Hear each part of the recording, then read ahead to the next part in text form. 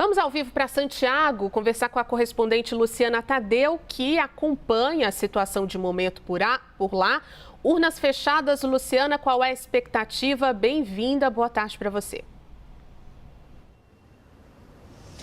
Urnas fechadas, Ju, boa tarde para você, para todos que nos acompanham. A maioria das mesas aqui, nesse que é um dos maiores centros de votação de Santiago, no centro, chama Centro Estación Mapocho. A maioria das mesas já estão fechadas. Claro que nas mesas em que ainda havia fila de eleitores, essa votação continua, mas paralelamente a apuração já está acontecendo com a leitura, em voz alta da votação de cada cédula da escolha dos eleitores em cada cédula, já que aqui o voto é em papel. O eleitor marca um X no nome do seu candidato de preferência. A gente comentava, hoje ao longo do dia que a líder nas pesquisas de intenção de votos que foram divulgadas cerca de 15 dias atrás, porque depois houve uma proibição aqui no Chile, de divulgar as pesquisas muito perto das eleições. A líder nas pesquisas de intenção de voto é Janete Hara, do Partido Comunista.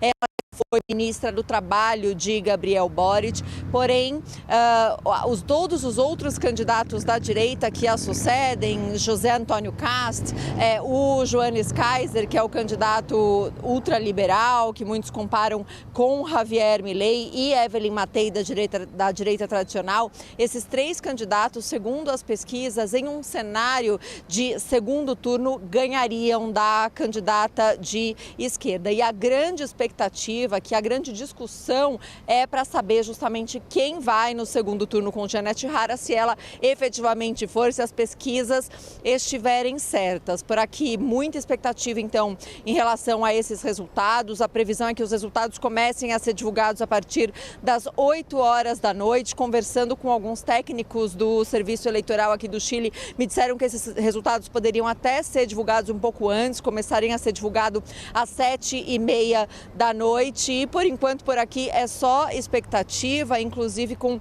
indícios de que Johannes Kaiser, que é o candidato que foi a grande surpresa dessa campanha eleitoral, um candidato que é de ultradireita e inclusive teve propostas mais à direita do que o candidato que era visto como da ultradireita, que competiu contra Gabriel Boric no segundo turno das últimas eleições, José Antônio Cast. Johannes Kaiser, que é esse candidato que agora está mais à direita, veio se recuperando nas últimas pesquisas, aí já parece inclusive com uma chance de estar muito próximo de José Antônio Cast. Então existe muita dúvida sobre quem dos dois iria para um segundo turno.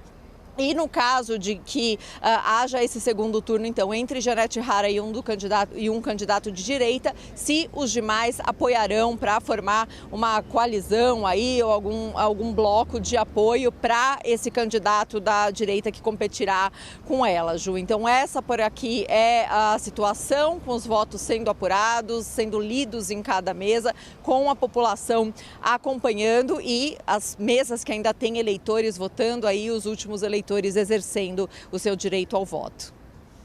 Queria fazer mais uma pergunta. Se a gente tiver um segundo turno, vai ser ali uma eleição ainda polarizada entre uma integrante ali do Partido Comunista, ou um ultradireitista, um libertário, um centro-direita. Como é que foi essa campanha eleitoral no que diz respeito à situação aí no Chile? Se foi uma campanha eleitoral com, enfim, algumas questões envolvendo ânimos mais acirrados, protestos, violência. E como é que foi a votação de hoje, Porque é a primeira que tem voto obrigatório. Então, teria ali uma quantidade mais significativa, o que a gente espera de eleitores indo até as urnas.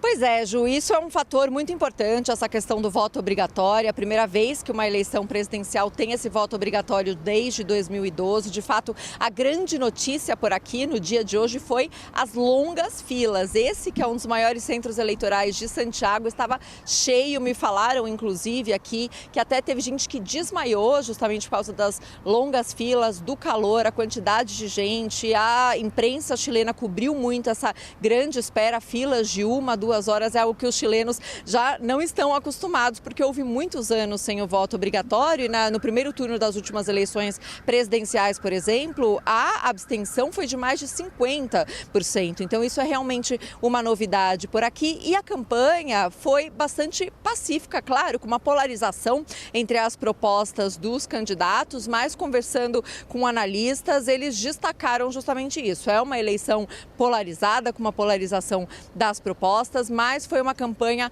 muito tranquila e centrada na principal preocupação dos chilenos, que é hoje a insegurança. A taxa de homicídios aqui no Chile aumentou muito, praticamente triplicou de 2015 até 2024. No ano passado houve um recorde do número de sequestros e esse aumento da criminalidade coincidiu com uma onda de migração aqui para o Chile, pela fronteira norte, principalmente de venezuelanos. De fato, foram identificados integrantes da organização da facção criminosa Trem de Aragua, que é uma facção que nasceu nas prisões venezuelanas. Então é muito comum que a discussão da criminalidade aqui no Chile seja atrelada à discussão de como combater a imigração irregular. E, de fato, todos os candidatos tiveram que fazer propostas para combater a imigração irregular. E aí, o que vai mudando, então, é a dureza dessas medidas. A surpresa dessas eleições, que é o Johannes Kaiser, esse candidato ultraliberal, muitas vezes comparado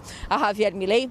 Ele fala, inclusive, de criar um centro de detenção aí na fronteira norte para expulsar os imigrantes e que eles fiquem aí até que eles sejam expulsos esses imigrantes irregulares. Ele fala também, defende o porte de armas e fala e que quer conversar com Nayib Bukele, presidente de El Salvador, para enviar criminosos chilenos para El Salvador. José Antônio Castro, candidato da ultradireita, fala em fazer uma vala de 3 metros de profundidade para impedir que imigrantes irregulares entrem no Chile. Evelyn Matei, a candidata da direita, tem focado muito na questão de maiores controles, uso de drones, uso de satélites, mas chegou a falar em janeiro na possibilidade de colocar dinamites na fronteira. Então é realmente um assunto que desperta paixões aqui no Chile e que gerou muito debate sobre qual seria a forma de combater tanto a imigração irregular como a criminalidade